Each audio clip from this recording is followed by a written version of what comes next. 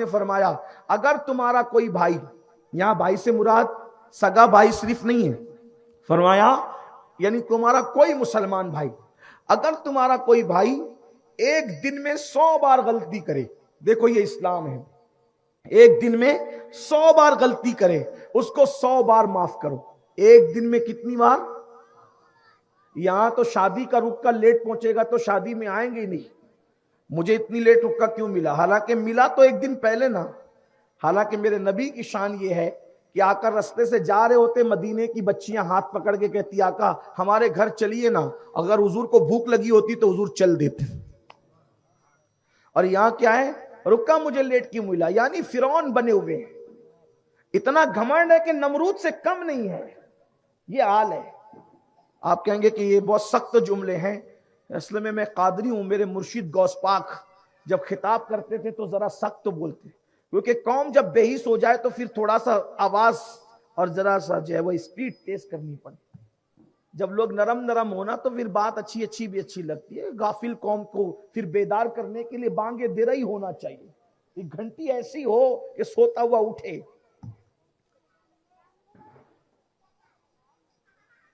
कहते हैं कि मुझे कायद जल्दी नहीं मिला, नादान हो। अल्लाह के रसूल अलैहि सलाम के तो सहाबा ऐसे भी थे जिन्होंने अपने खुद के निकाह में उनको नहीं बुलाया, हुजूर को नहीं बुलाया, मदीने मुनव्वरा में रह के हुजूर को नहीं बुलाया। मैं कहता हूं असहाबे मुस्तफा से ज्यादा हुजूर से इश्क कौन कर सकता है। वल्लाह हम सुन्नियों का अकीदा है, जितनी मोहब्बत असहाबे मुस्तफा ने हुजूर से की है कोई किसी से मोहब्बत कर ही नहीं सकता। बेशक, सुभान अल्लाह। लेकिन हैरत है, हुजूर को उन्होंने अपनी शादियों में नहीं बुलाया, नहीं बुलाया, मिजाज ही नहीं था। लेकिन कभी बातचीत बंद नहीं हुई और गुस्सा नहीं आया। एक मर्तबा एक सहाबी को देखा कि पीला पीला कुछ असर उनके वजूद पर है। हुजूर ने फरमाया, तूने शादी की है क्या? इसका मतलब हुजूर क्यों पूछ रहे हैं? क्योंकि बुलाया नहीं। तवज्जो आपकी, यहां तो बात बंद हो जाती है नहीं बुलाने पर। कभी सोचा नहीं यार उसकी हैसियत उतनी ही होगी नहीं बुलाने की। कभी घर भर की दावत नहीं आई, 2 ही आदमी की आई तो पूरा घर नहीं जाता एहतजाज के तौर पे। क्या भिखारीपन लगा रखा। इस्लाम समझो, सिर्फ जुम्मा जुम्मा की 2 रकात तुम्हें मुसलमान नहीं बना सकती। गोश्त अंडा मच्छी खाकर सिर्फ मुसलमान नहीं बन सकते, या कोई मखसूस उज़्व की तराश खराश की बुनियाद पर सिर्फ मुसलमान नहीं बन सकते। जब तक रसूलुल्लाह के दीन पर नहीं चलोगे उस वक्त तक के इस्लाम तक पहुंच नहीं सकते, खुदा तक पहुंच नहीं सकते। कुरान और सुन्नत वाले मुसलमान बनो, सिर्फ दाढ़ी टोपी लिबास या किसी उज़्व की तराश और खराश यही जन्नत में नहीं ले जाएगी। असल चीज रसूलुल्लाह का उस्वा है। लक़द कान लकुम फी रसूलिल्लाहि उस्वतुन हसना। अल्लाह के रसूल अलैहिस्सलाम पूछ रहे क्यों नहीं ये तुम्हारे बदन पे जो पीला पीला सा पन नजर आ रहा है, क्या तुमने शादी की है? जी रसूलल्लाह शादी की है।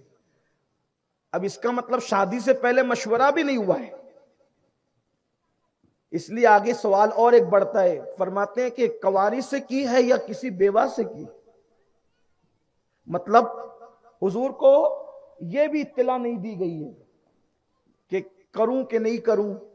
आजकल अगर किसी को कोई मानता है, यार तूने मुझसे पूछा तक नहीं, वो खानदान में कर लिया, ये कर लिया, यानी जिहानत की इंतहा हो रही। रसूलुल्लाह सल्लल्लाहु अलैहि वसल्लम की सादगी देखो और अपना इतराना देखो, उनकी आजिज़ी और इंकिसारी देखो और अपना घमंड देखो, जरा अंदाजा तो करो। फरमाया क्या तूने शादी की? उन्होंने कहा हाँ यार रसूलल्लाह मैंने शादी की।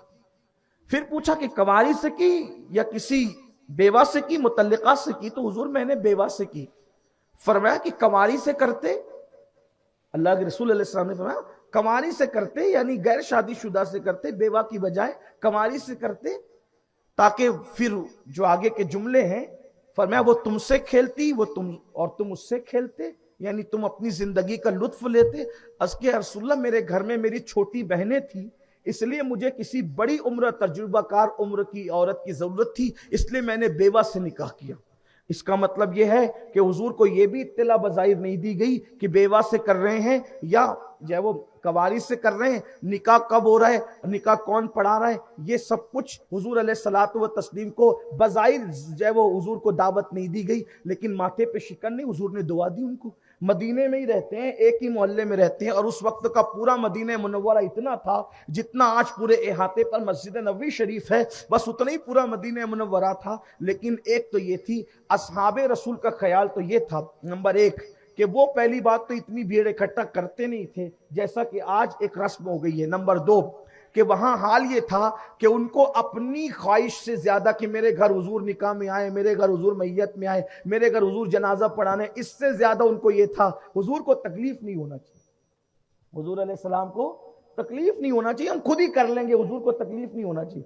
यहां तो यह है कि अगर पीर साहब दावत में नहीं आए तो लोग बैत तोड़ देते हैं, जनाजे में नहीं आए तो लोग बैत तोड़ देते हैं, दावत दी दावत कबूल नहीं किया तो लोग पीर के बैत तोड़ देते हैं, इमाम के पीछे नमाज पढ़ना छोड़, मेरे घर दावत में नहीं है, मेरे घर निकाह में नहीं है। यानी कि लोगों का हाल भी ये हुआ और ये सारे हालात हुए, और वो लोग हुजूर अलैहिस्सलाम को मदू करने से ज्यादा हुजूर की राहत और आराम का ख्याल करते, बल्कि जनाजों में भी मदू नहीं करते। वरना खुदा की कसम जरा तसव्वुर तो करे, हुजूर का किसी जनाजे पर आ जाना कितनी बड़ी सआदत है, लेकिन वो उस सआदत से बढ़कर हुजूर के आराम का ख्याल फरमाते।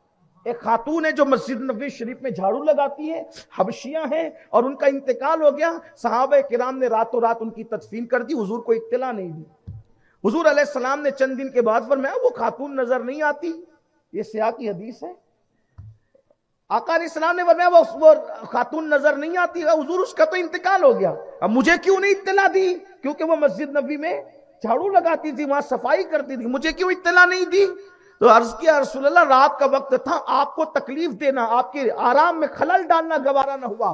तो मेरे आका ने फरमाया नहीं, मुझे इत्तला दिया करो, बुलाया करो, क्योंकि मेरा तुम्हारे जनाजों पर आना और लोगों के लिए दुआएं मगफिरत करना उनके लिए नफा बख्श है। फिर मेरे आका ने सलाम फिर वहां तशरीफ ले गए उस खातून की कब्र पर, और वहां असर न उनके लिए मगफिरत की दुआ फरमाई। हालांकि शवाफी और मालकिया और हनाबिला ने उसको जो है वो फिर ये उसकी वो की कि नमाज जनाजा पढ़ी, लेकिन अहनाफ ये कहते हैं कि हुजूर अलैहिस्सलाम ने जो है वो नमाज की जैसी कैफियत थी, लेकिन उनके लिए मगफिरत की दुआ। बार जो भी हो, लेकिन हुजूर अलैहिस्सलाम उनकी कब्र पे फिर तशरीफ ले गए। लेकिन यहां तो हाल यह है कि जब तक दुनिया जमाना करेंगे, जब तक दुनिया जमाना करेंगे, सब नाम नमूद का चक्कर है। मैं कहता हूं अपने बुजुर्गों को मदू करने से ज्यादा उनकी राहतों का ख्याल, ये सहाबा की फिक्र है। और लेकिन हुजूर अलैहिस्सलाम की शान भी कि किसी ने मदू नहीं किया तो उसको कभी गलत रंग नहीं दिया, क्योंकि वहां गलत नाम की